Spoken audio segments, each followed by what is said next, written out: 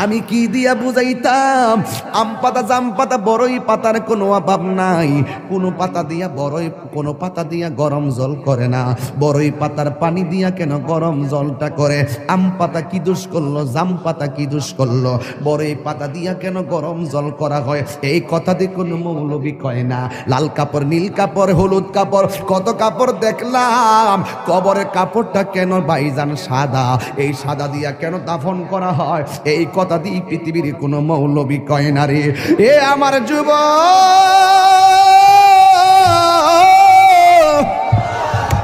কি দিয়া বুঝাবো কবরটা কেমন ডেঞ্জারাস? কি দিয়া বুঝাবো মরণটা কত কঠিন? কি দিয়া বুঝাবো তাহিরের যে একটা দিন চলে যাওয়া মানে হলো আমার জীবন থেকে চিরদিনের জন্য দিনটা চলে গেছে। কোটি টাকা দিয়েও এই ঘন্টার সময়টা আনতে পারতাম না। এখন আমি শ্বাস ফালাইতাছি, একটা টাকা বিল দেওয়া লাগে না। নদীর পারে হাওয়া খাই, বিল দেওয়া লাগে না। পল্লী বিদ্যুতের ফ্যান বাতাস খাইলে বিল দেওয়া লাগে। আইসিইউতে ঢুইকা গেলে দিনে 50,000 টাকা গোনা লাগে। আমার আল্লাহ যে কত নিয়ামতের বাতাস আমরা ঢুকাইতাছে, বাইরে কইরাইতাছে, একটা টাকা বিল নেই না। আল্লাহ কয় বিল লাগতো না, শুধুমাত্র তোরা 5 বার আইসা কপালটারে মাটির মধ্যে লাগাইয়া দিবি। সুবহান রাব্বিয়াল আলা বলবি। দুনিয়ার মালিকের ডিউটি 20 দিন না করলে 20 দিনের বেতন কাটা। আর আমার আল্লাহ তোরে হাজিরা দিছে দৈনিক 5 বার। 1 মাসও হাজিরা দেও না, 2 মাসও দেও না, মাঝে মাঝে সিটারি হাজিরা দাও। কিন্তু আমার আল্লাহ ইচ্ছা করলে তোমার গলার মধ্যে কাটা লাগাইয়া আমার আল্লাহ রিজিকটারে বন্ধ করে দিতে পারে। এরপরও আমার আল্লাহ রিজিক বন্ধ করে না কেন জানো নি? কারণ হলো আমার আল্লাহ কয় আমি আল্লাহ তোরে মায়া কইরা বানাইছি, মায়া লাগে। আপনি আল্লাহরে বলবেন আল্লাহ, আল্লাহ গো, আল্লাহ গো। এই দুনিয়ায় বিপদে পড়লে কত মানুষ তোরে সহযোগিতা করে, কিন্তু হাসরের ময়দানে কেউ কাউকে চাইবে না। আমার আল্লাহ জবানটারে বন্ধ কইরা আল্লাহ ওই হাতের সাক্ষী হাত দিবে, পায়ের সাক্ষী পা দিবে। কিছু কিছু মানুষ আমলনামা নেওয়ার জন্য পাগল হয়ে যাবে। আল্লাহ এই আযাব আর সহ্য হয় না, তাড়াতাড়ি ওই তো জান্নাত দাও নাইলে জাহান্নাম দাও, তাড়াতাড়ি আমরা আমলনামা দাও। আল্লাহ বলবে ও ফেরেশতা, এ যখন তাড়াতাড়ি করে তার হাতটারে পেটের ভিতরে ঢুকাই দে। এবার বাম হাতটার পেটের ভিতরে ঢুকাইয়া এই হাতটারে পিছন দিক দিয়ে বাইর করবে। ওই বান্দা বলবে আল্লাহ তোমার কাছে আমলনামা চাইছি, তুমি কেন হাতটার পেটের ভিতরে এত কষ্ট করে ঢুকাইয়া দিলা? আমার তো নারী বুড়ি ছিঁড়া গেছে, এই হাতটার পিছন দিক দিয়ে বাইর করলা।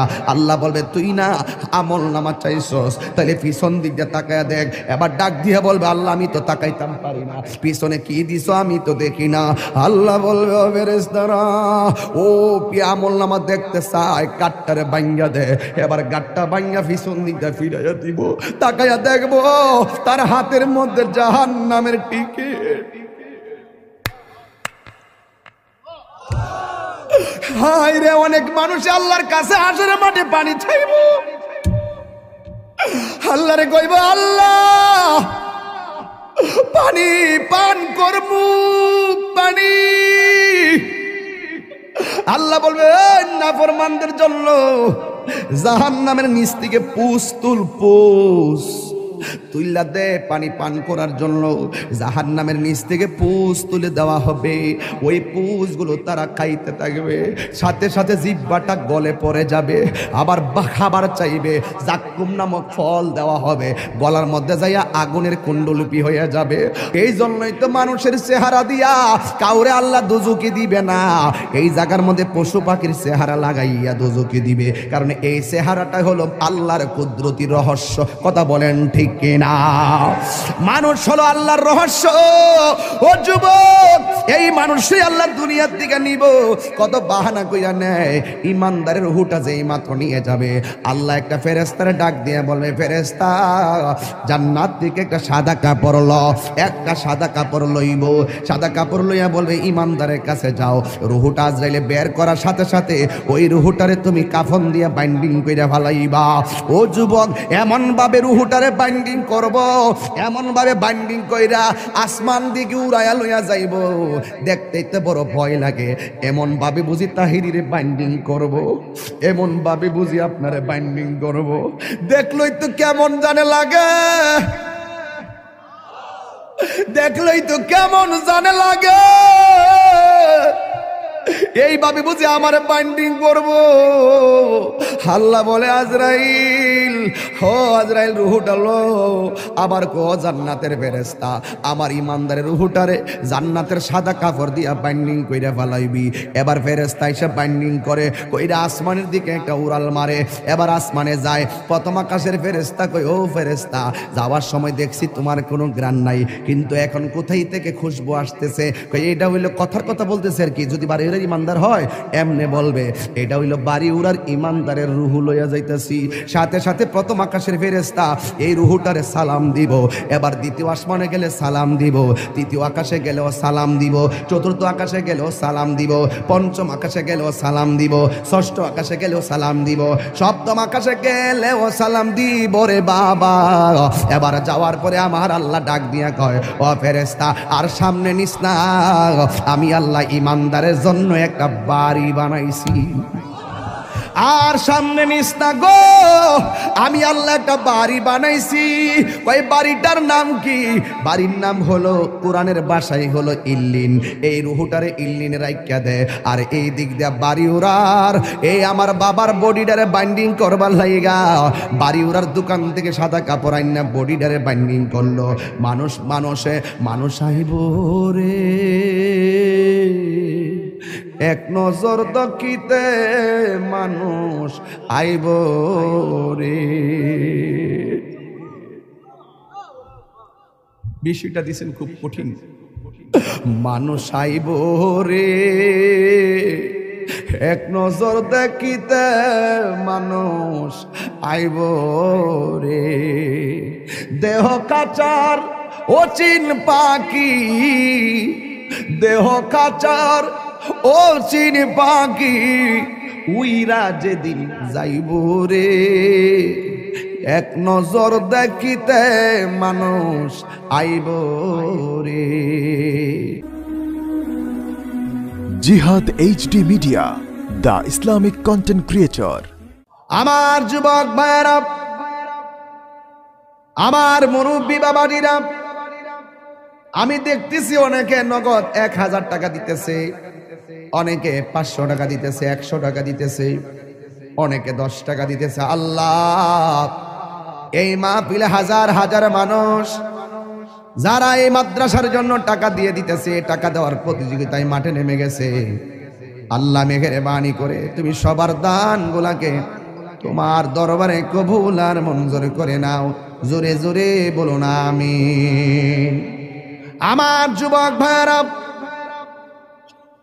এরপরে যদি কেউ দিলটা নরম করে মাহফিলের জন্য মাঝে মাঝে 10,000 5,000 টাকা দিতে চান, আমার একটু মেহেরবানি করে বলবেন, আমি ওয়াজের মাঝখানে সবাই নিয়ে আপনার জন্য দোয়া করে দিয়ে যাব। মা বোনদেরকে বলবো, মা এই মাদ্রাসার জন্য 1,000 টাকা হলো আপনি দিয়া দেন। আপনার 1,000 টাকা নিয়ে আমরা গর্ব কইরা মাঠে যাইয়া, মার্কেটে যাইয়া 2 বস্তা সিমেন্ট আইনা মাদ্রাসার কাজে লাগাইতে পারবো। একদিন আপনি থাকবেন না, এই টাকাগুলা একদিন মিজানের পাল্লাই কথা বলবে। এই দুনিয়ায় চিরদিন আমরা থাকবো না গো। ব্যাংকের মধ্যে টাকা আছে, এই টাকা দিতে চান না, ব্যবসার টাকা আছে দিতে চান না, কিন্তু একটা কথা মনে রাখবেন, মরণের কালে গেলে আপনার কবরের পা যাওয়ার আগে আগে মরণ আপনার সামনে আসবে। আপনার পাশে আপনার সন্তান বসে থাকবে, আপনার পাশে আপনার আপনজন বসে থাকবে, কিন্তু আপনার মরণের কষ্টের ভাগ আপনার সন্তান নিবে না। আপনার কবরে যদি আযাব হইব, এই কবরের আযাবের ভাগ আপনার সন্তান নিবে না, কিন্তু আপনার সন্তান ঠিকই আপনার ব্যাংকের টাকার ভাগ নেওয়ার জন্য কামড়া কামড়ি শুরু করবে। আপনার সন্তান জমিনের ভাগ নেওয়ার জন্য পাগল হয়ে যাবে, কিন্তু আপনার কবরের ভাগ আপনার সন্তান নিবে না। এই জন্য আল্লাহ রাব্বুল আলামিন বলেছেন, মিনহা খলাকনাকুম ওয়া ফিহা নুঈদুকুম ওয়া মিনহা নুখরিজুকুম তারাতান উখরা।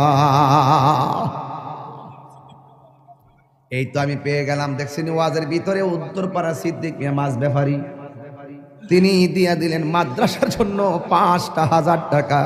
এই ৫,০০০ টাকা আমার কাছে ৫ কোটি টাকা মনে হয়।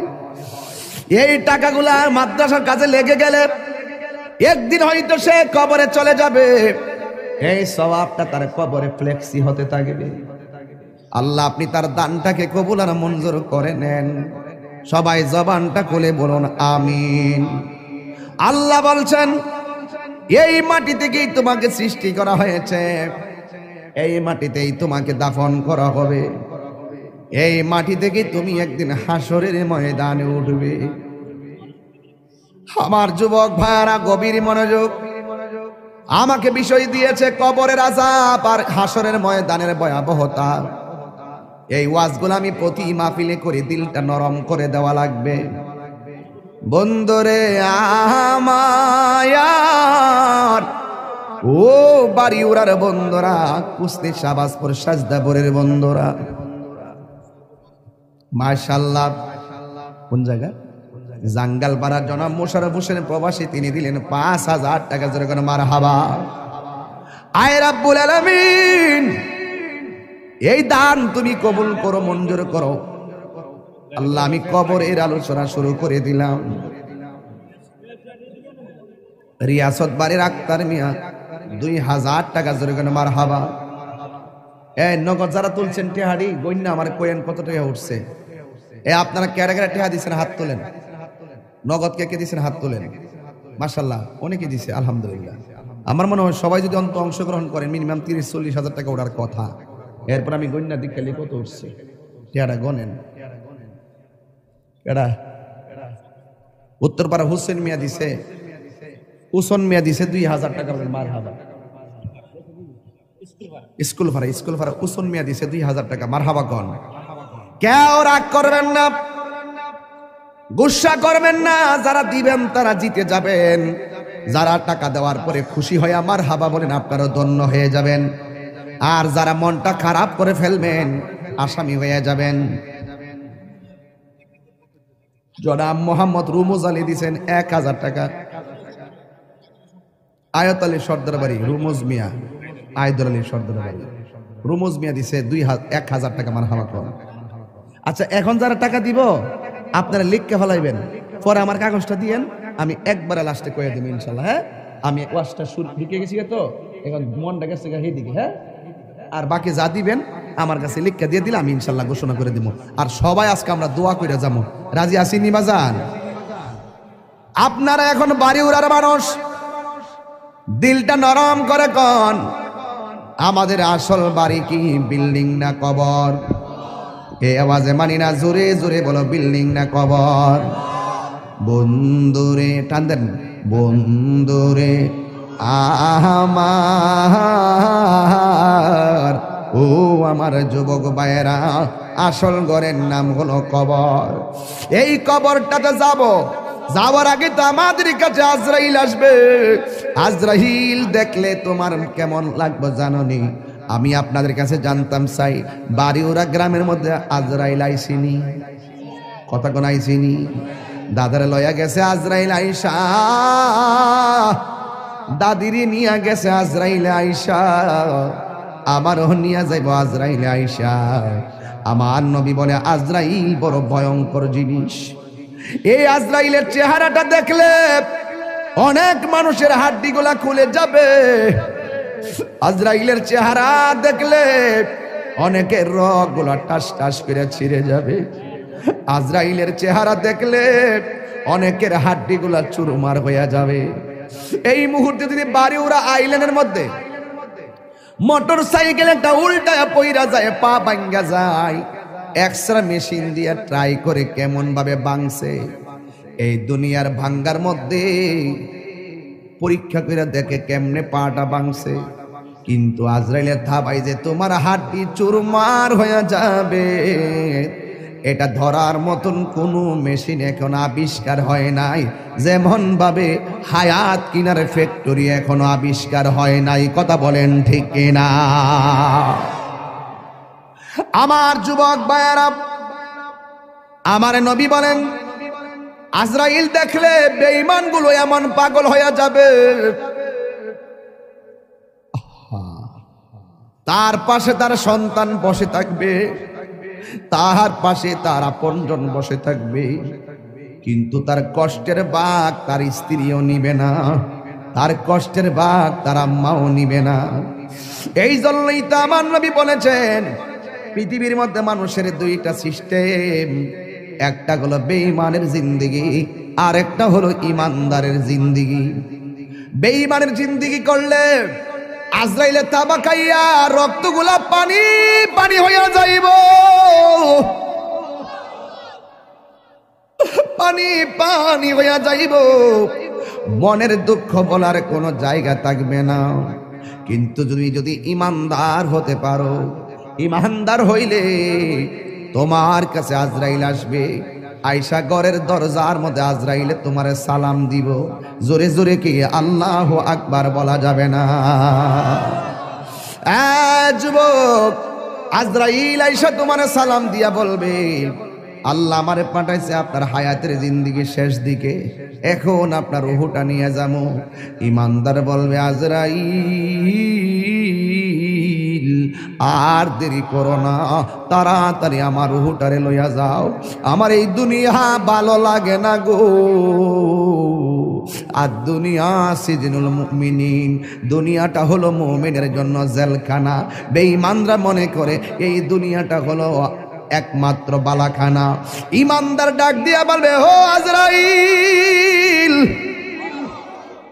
আমার রূহটারে তাড়াতাড়ি লইয়া যাও, এই দুনিয়ায় আমার ভালো লাগে না। এবার ইমানদারকে আজরাইল বলবে ঠিক আছে আপনি প্রস্তুতি নেন। এবার আজরাইল বলবে তোমার রূহটার আমি মুখ দিয়া নিতেছি। ইমানদার বলবে এই মুখ দিয়া রূহ নিতে দিব না, কারণ এই জবান দিয়ে আমি আল্লাহর জিকির করেছি, তাইলে তোমার রূহটা আমি কান দিয়া নিয়ে যাব। ইমানদার বলবে না, কান দিয়া নিতে দিব না, এই কান দিয়ে আমি আল্লাহর জিকির শুনেছি। আজরাইলে বলবে ও ইমানদার, তোমার চোখ দিয়া রূহ নিয়ে যাবো। ইমানদার বলবে না না না না, এই চোখ দিয়ে আমার আল্লাহর কুদরত দেখে দেখে আমি আল্লাহরে গবেষণা করেছি, এই চোখ দিয়ে রূহ নিতে দিব না। আল্লাহ ডাক দিয়া বলবে আজরাইল, আজরাইল বলবে আল্লাহ তোমার প্রেমিকে মুখ দিয়া রূহ নিতে দেয় না, তোমার প্রেমিকে কান দিয়া রূহ নিতে দেয় না, তোমার প্রেমিকে চোখ দিয়া রূহ নিতে দেয় না। আমার আল্লাহ বলে আজরাইল,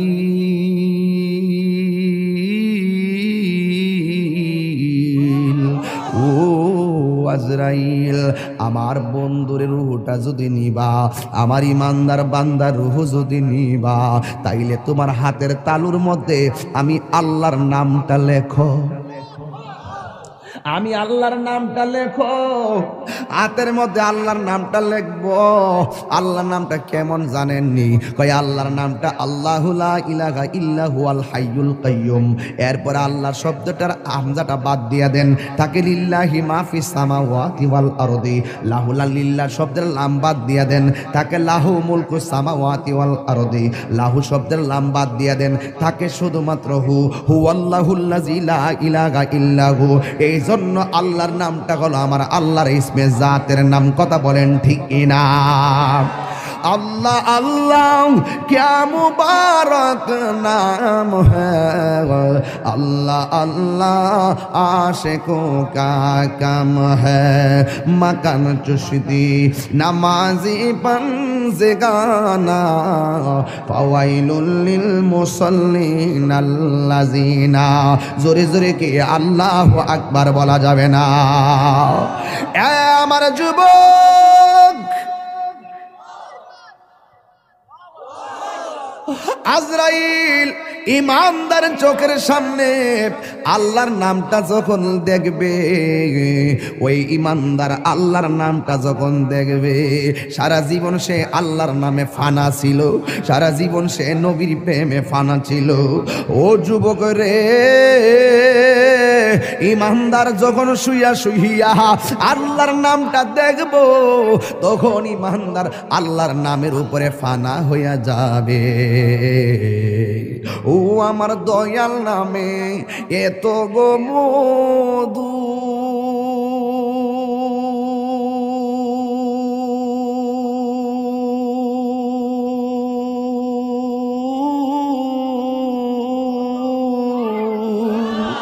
ভোরে আমরা রে কয়রাছে এ জাদু গো, ওরে দেখা দিয়া কুলে নিয়া, দেখা দিয়া কুলে নিয়া, নিবা মনের বেদনা, আমার মন হইয়াছের দেওয়ানা, আমার দয়াল নামে দয়াল নামে এত মধু, খাইলে মধু ফুরায় না, আমার মন গয়াছের দেওয়াল। আরে তোমারে পাইবার হায়াসি,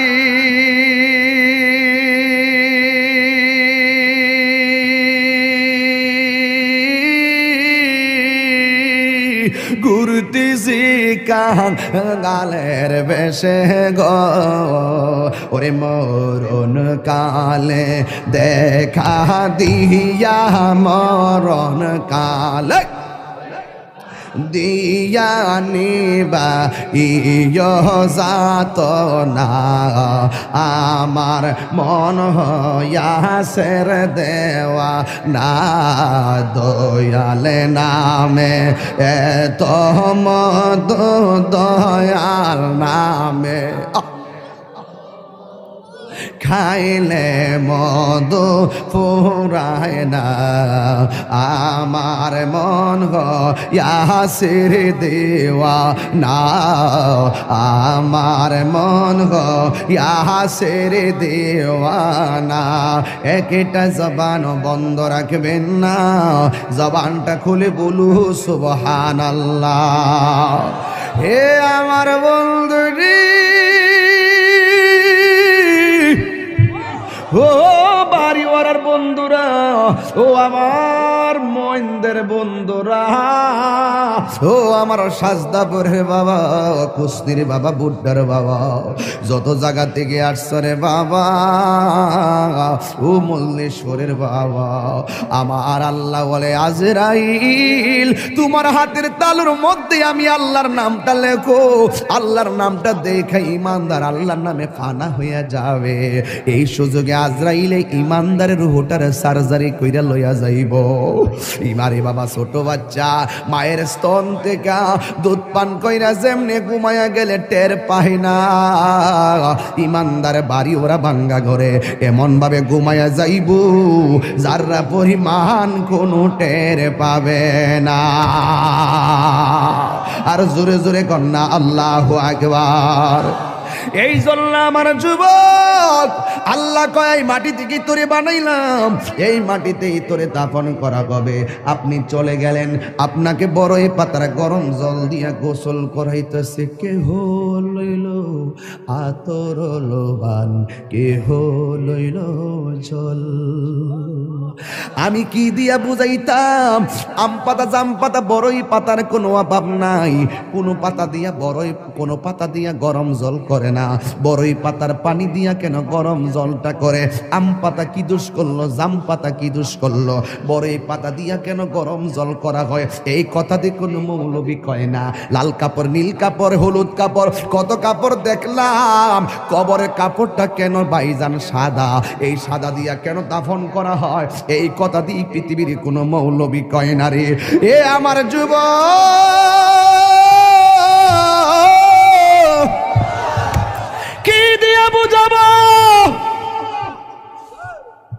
কবরটা কেমন ডেঞ্জারাস, কি দিয়া বুঝাবো মরণটা কত কঠিন, কি দিয়া